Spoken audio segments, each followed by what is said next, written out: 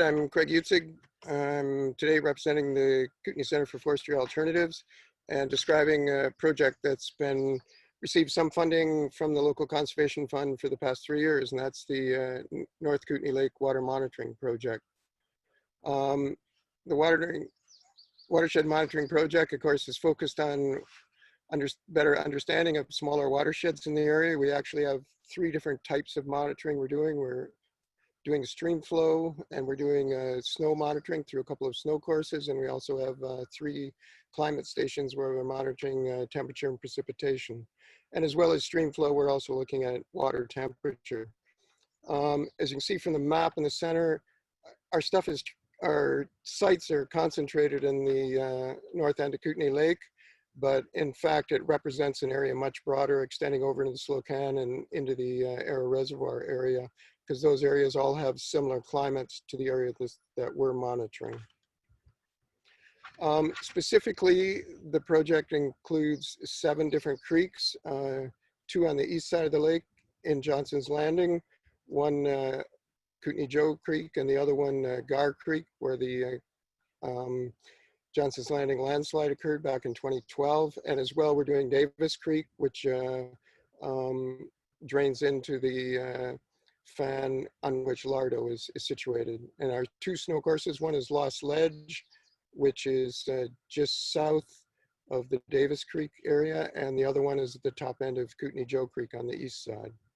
And we have a climate stations in each of those snow courses, as well as a lower elevation one in Johnson's Landing. The other streams we're monitoring are just south of there near Caslow, North Caslow, the McDonald Creek and Bjerkness Creek, which is just south of Caslow, and as well as 2 high elevation sub-drainages off of Keene Creek, the Upper Carlisle Creek and Upper Ben-Hur Creek. And the idea is that each of these are small watersheds, but there's a bit of variation in terms of size, but also variation in terms of topography and the type of environment they're representing. And the larger ones that drain into the Caslow River, of course, are important for fisheries, Caslow River being an important spawning area for trout. Why are we doing this? Climate change is probably the main reason. You notice in the graph in the upper left that over the 20th century, the June temperatures centered around 15 degrees, and you'll notice in 2015 we actually had the month of June average 20 degrees. Things are changing quite rapidly, and of course this is going to have an impact on watershed management. As well, precipitation is changing. You'll notice in the graph on the lower right, in 2013 we experienced extreme precipitation, which occurred here in the West Kootenay, but also affected the East Kootenay. This was an example of an extreme event. We had up to 125 or 130 millimeters of precip in a 3-day period. The Elk River and Buell Creek were affected in the East Kootenay and the West Kootenay. Fry Creek, Shoda Creek, Lower Hamel Creek were all affected here in the area that we're monitoring. And these in Upper Hamel Creek combined with a recent fire, which is also, fire is another impact which we're getting out of climate change these days. There's also, these small creeks can create serious issues in terms of public safety. This was a mapping of a fire that occurred in Springer Creek in the Slocan Valley, and that resulted with a high precipitation event of a number of debris flows, which blocked the highway. And in fact, one person was killed when they were checking out their water license. Of course, for the conservation program, we're also very much interested in aquatic habitats and the impact of climate change on fisheries habitats, particularly where temperature is an issue because of increasing temperature affecting our trout and salmonids, kokanee in the area.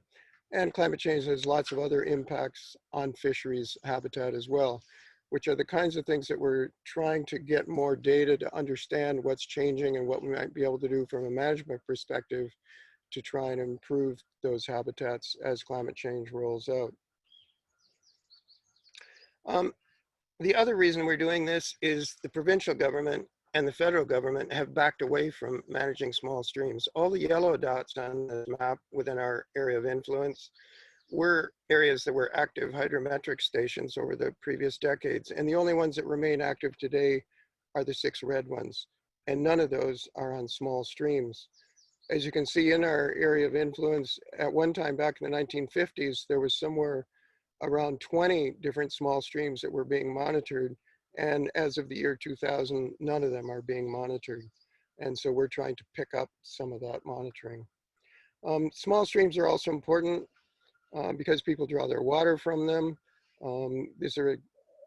The map on the left shows all the water licenses in some of the small streams in our monitoring area. You can see that Lardo is built on the fan of one of the streams that we're monitoring, and Kuskanook experienced in 2004 a debris flood which severely impacted that community.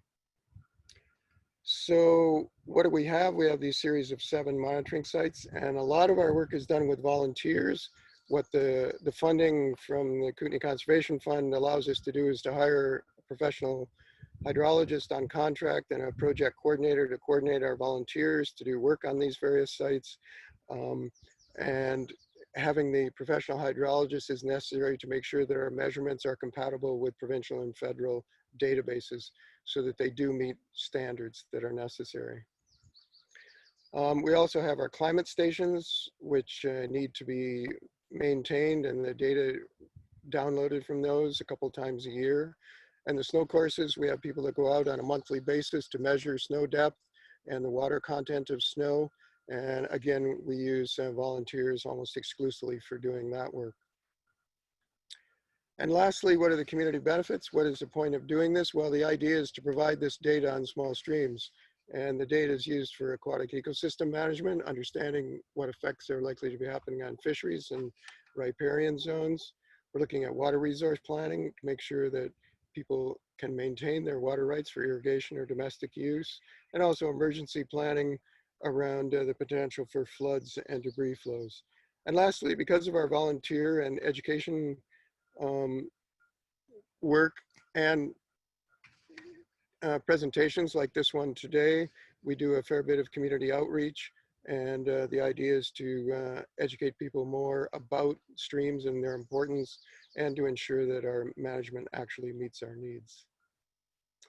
So we receive funding from a broad range. I know Marcy talked about the way this money can be leveraged, and that's what we've done. We've used it to gain funding from various other sources. And of course, our contractors and volunteers are a really important part of the project. And that's it. Thanks so much, Greg. Great presentation. Now we'll just move into the world of beavers along the Lardo and Duncan River floodplains with Brenda Herbison, who's a consultant, who's an independent biologist and is with the BC Conservation Foundation.